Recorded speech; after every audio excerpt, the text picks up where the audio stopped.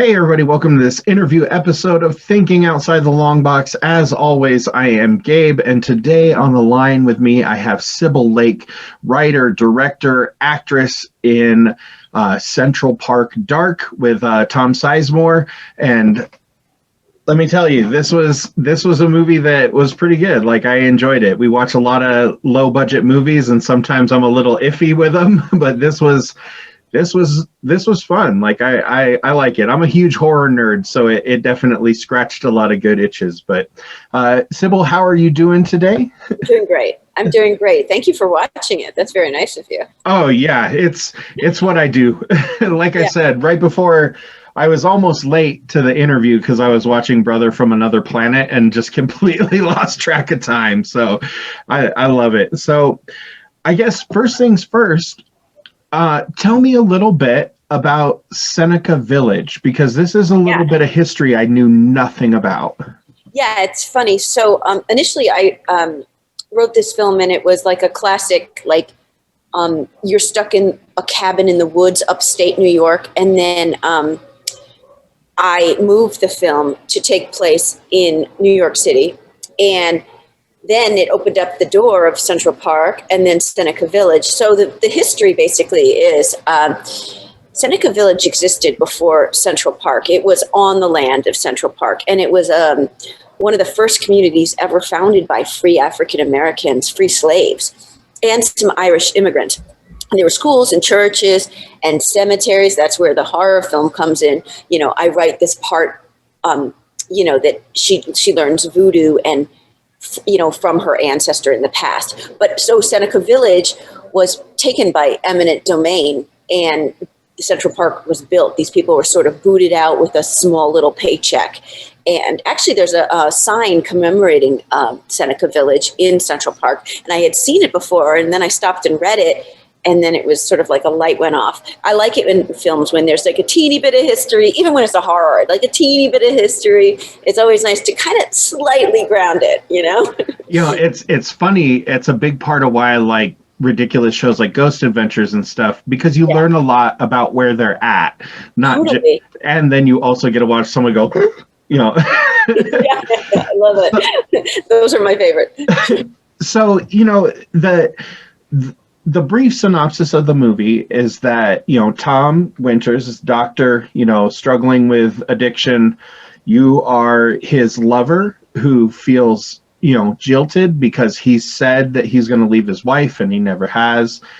So there's this dynamic of relationship in there that kind of supersedes the horror aspect of it. Totally.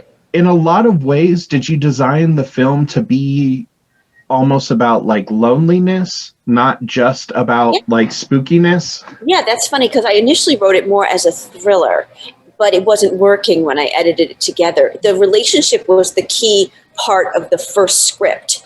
And so I wrote the script, and it's about infidelity and, this woman wanting a child, believing she's going to get it.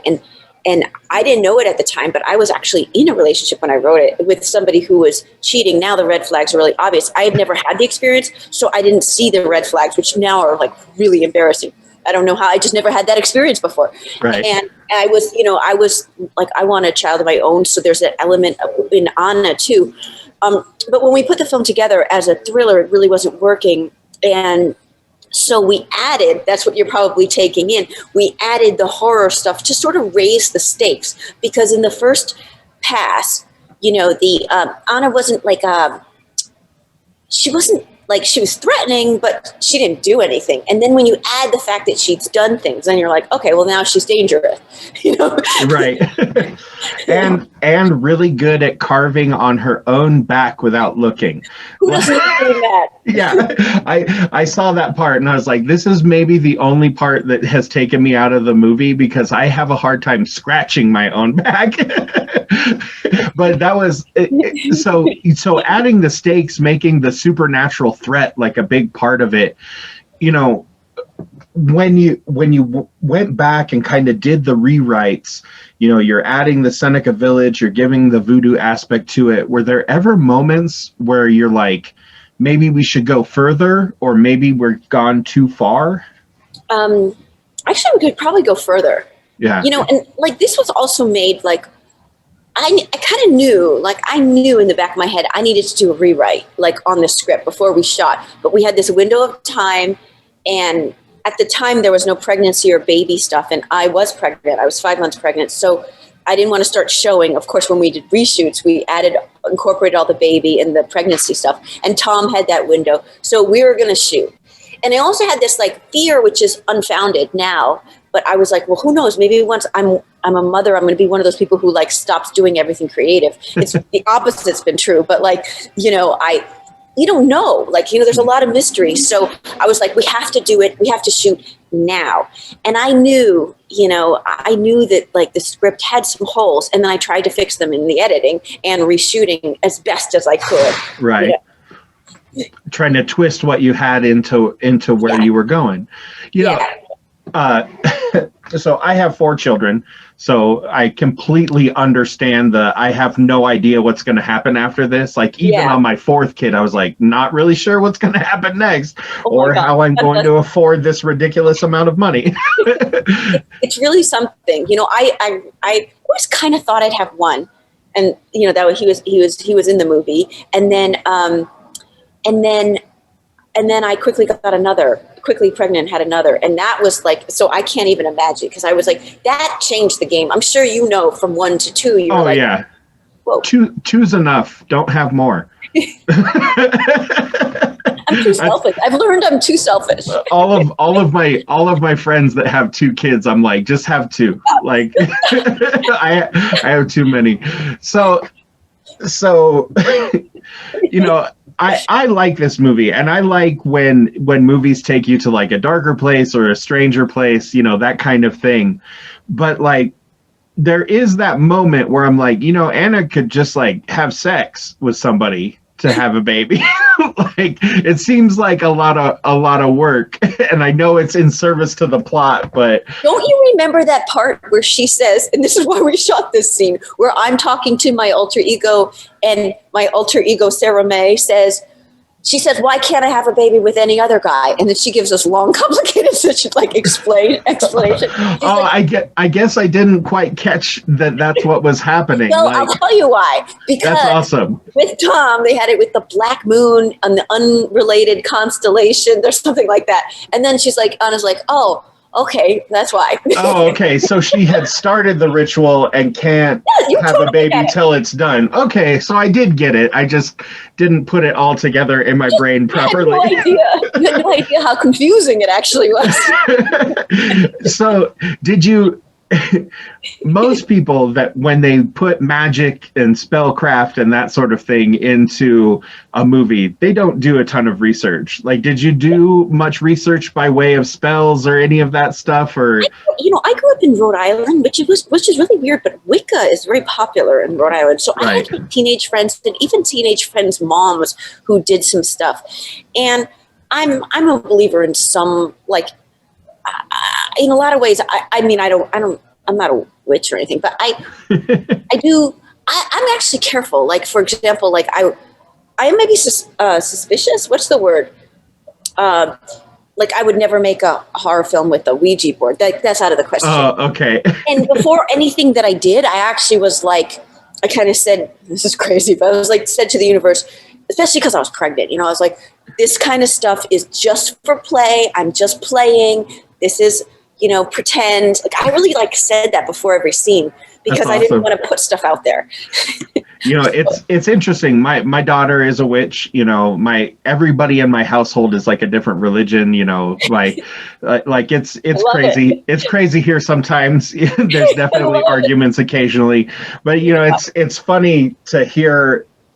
As a atheist, and I'm going to say this and you're going to freak out, but as an atheist and a Satanist, it's, for me, none of that is real. But for my daughter, it's very, very real. And to hear somebody that's not involved still give the religion its respect is cool, because people deserve respect in the things that they believe in. So absolutely. And I know some of the core aspects of Satanism, and it's not what it's almost like the opposite of what everyone else thinks. It's just totally the opposite. It's so pragmatic. I would never be one. I want a lot more magic. Yeah, it's always an interesting conversation, and I hate not saying it because I don't want people to know like exactly what I'm coming from, but also I don't want to say it because sometimes people are like, do you eat babies? Practical, like so much more practical. I mean, that explains that you're also like an atheist, because like for me, I'm neither of those things. Like I'm just like, really trying to connect to something. I'm making an effort. Oh yeah. No, so does my wife. So do all my kids. I was just like, I tried connecting. Nothing there. So, you got to work with Tom Sizemore. Yeah. Tom Sizemore has been in like everything, like all sorts of crazy good movies, huge movies, and I know he's had his troubles, he's had issues with like addiction and stuff. And it was really interesting to see him wrestle with some of those same ideas, like within the movie. What was it like working with somebody that has like such a public, such a public persona, dealing with his own, like, demons and addictions, and then watching him, work on that as well in the movie? Yeah. Well, he first of all says hi. He's traveling. He's leaving a location today. Oh, nice. He says hi, and he's actually been really supportive of the film, which is great. Yeah. Because he knows the importance of it. Actually, it's good, and it's I guess so. It's hard. It's weird to say this without sounding kind of like a jerk, but like seeing him deal with it in fiction is so much more satisfying than watching him deal with it in real life, because it just hurts to watch somebody go through that. It does. So I'm a sober alcoholic. I was like, my dad. My dad has 32 years. So I have 10. So I awesome. Like I get Congratulations. it. I mean, I had like the bottom of the bottom. So actually, I like initially wrote this as a metaphor for addiction, but it didn't really turn out that way. And so he's a lot. Now, he has like my number one job was babysitting him. Like it wasn't directing, it wasn't acting, it wasn't doing all the things I wish I was doing, but it was really babysitting him. And I don't know where he's at, in terms of that, but I know that I can like respect that, like there's a big struggle, and I know in public, say I'd had some fame early on in my career, I would have had that public thing. It's like, I can't even imagine. Yeah. And, sometimes like when I was like listening to him talk the other day, it hit me like actually how much he threw away. That like never really hit me before. And I was like, and a lot of people never get opportunities like that. So it's very interesting. Addiction is an ugly beast, and it really takes over. I'm currently addicted only to caffeine. But, like, I can't be far from it. So. I read a whole Michael Pollan book about that. Caffeine is why we have math. Damn you, caffeine. That's right. Evil. I know. That's real evil. Math. Yeah, so like for him, it was a shoo-in to kind of play a role like this. Like this was like just super easy.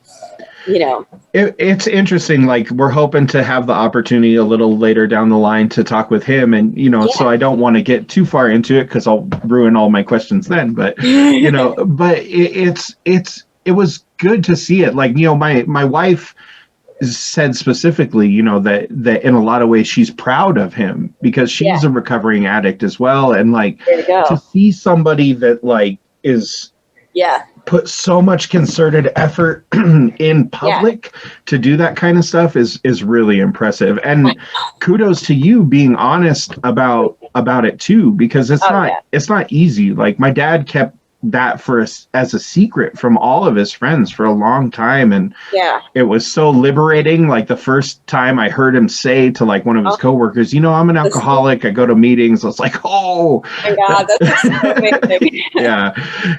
So going back to fun stuff, Yeah. when you're, you got to direct, in New York City, and you got to act and like write around the city. Oftentimes people refer to like New York like as its own character because it's such a visually stunning place and such a visually like everybody knows it. What is it that you feel was like the most important thing that you took into the movie just because you were in New York? Well, I had at that point, I've moved. I'm in LA right now. I've been here for 1.5 years, but I lived in New York for 22 years, and so it's just pretty much ingrained in me. And so it was always going to be a character, and probably always the backdrop because that's where I was. And now, now that I'm here, and I haven't visited because of the pandemic and everything,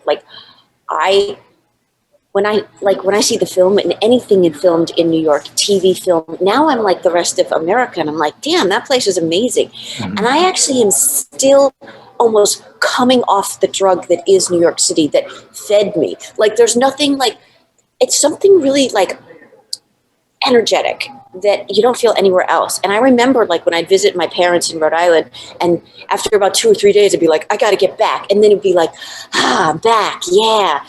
So I mean, the city adds so much, and that's why so many people shoot there. I realize now, it is, and Central Park is such a major character in the film. Mm-hmm. It's typically bright and sunny, and we have some of those parts, with tourists and stuff, but we also have all this nighttime stuff. We shot entirely in Central Park. Mm-hmm. And so, what New York brings is it brings everything. Huh. And I think it's just powered my life for so long. So making so much of this movie in Central Park, there's a lot of shots of places and parts of Central Park that I've never seen. And any movie that has shots of Central Park, there's tons of stuff that I've just never seen, and I've never been to New York. So what is the scale of Central Park really like? Is it humongous? It's way bigger than you think. So if you do, it's a long rectangle, and inside it there's a circle that's a running. You can run. And that's 6 miles. Okay. If you run the whole thing. So if you run the whole circle, it's 6 miles. So that's significant. I know the park inside out because I've had so much time where, when I was kind of in between places in my dark times, I always went to the park. I know it inside out. And so, yeah, I was able to film all these places that nobody has seen. I know it I almost know it too well. I'm almost tired of it. It's interesting. It's kind of a bucket list place that I've always wanted to visit. Yeah, you'll go. Every time I see it in film, there's just something new to it, and it's fascinating. When obviously you kind of explore it in the movie, you're doing rituals here and you're taking him this place and all that sort of stuff. What's it like kind of getting film crew or people working on the movie into what looked to be pretty wooded areas and but still somehow in the middle of a city? There's an area called the North Woods, which is a very less populated area because it's far up. It's far up from a lot of things. And I remember when I first discovered it was oh my God, I saw this waterfall there and it was off the beaten path. Now it's a little more, trodden, but I think a fair amount of homeless people sleep there for sure. Mm-hmm. That's what I learned. And, but yeah, there's sort of these outer bounds areas that we actually filmed in. And, there were some scenes where I was we're going to have to, find a place. And I organized, we were going to shoot some certain scenes in New Jersey, in some woods. And I couldn't get our act together to move there. Then I was we're going to shoot these right here, right now in the park. Right. We go to a place that's a little darker. And I knew that. And we went and we had no problem. That's awesome. So kind of one of the last things, you're the second director writer, and actor that I've talked to in 2 days. And the guy that I talked to yesterday that did this movie called Body Farm, his friend was like kind of co-director and like second lead actor. So, you know, I looking at the credits, I didn't see anybody for director except for you. Yeah. So how do you handle director, writer, actor all at the same time?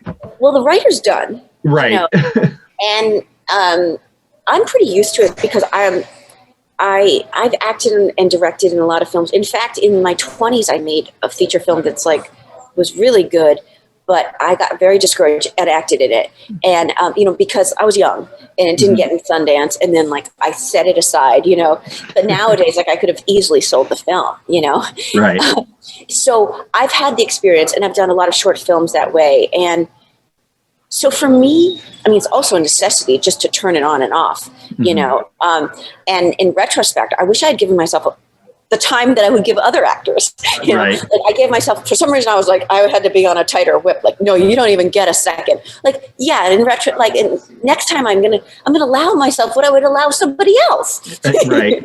It's interesting. That's exactly what Brandon said. Is that the other guy would have to tell him, no, you need to do another take because that was terrible. Like, you know, so it's interesting that I relied a lot on the cameramen, the different cameramen, because I like input, you know, to a certain degree, you know, like, because people are there to see things, and, you know, they have a discerning eye, you know, so they know, like they know.